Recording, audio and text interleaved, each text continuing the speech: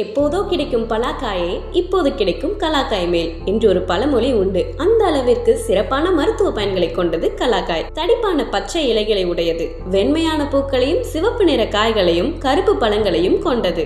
கலாக்காய் புளிப்பு இனிப்பு கலந்த சுவை கொண்ட பழமாகும். இதில் வைட்டமின் ஏ, சி சத்துக்கள் அடங்கியுள்ளன. இப்பழங்களில் இரும்பு, தாது சத்துக்கள் அதிகம் இருப்பதால் இரத்த கொதிப்பு, சர்க்கரை நோய் குறைக்க பயன்படுகிறது. கண் பார்வையை தெளிவாக்கும், சாப்பாடு ஏற்கும் திறனை அதிகரித்து பித்தத்தை கட்டுப்படுத்தும். இது தவிர கிராமங்களில் உடல் ஆரோக்கியத்திற்காக ஊறுகாய் போட்டு கலாக்காயை பயன்படுத்துகின்றனர்.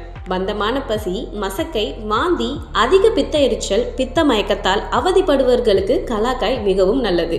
கலாக்காய், பழம் ஆகியவை பசியை தூண்டும்.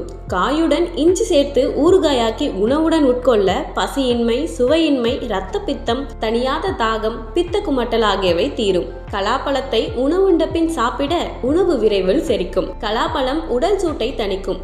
சூடு காரணமாக தொண்டையில் வலி உள்ளவர்கள் 2 வேளை மட்டும் கலாப்பழத்தை உண்டால் தொண்டை வலி குணமாகும். பற்கள் மற்றும் ஈறுகளில் இரத்த கசிவு ஏற்படுவதை கலாக்காய் தடுக்கக்கூடியது.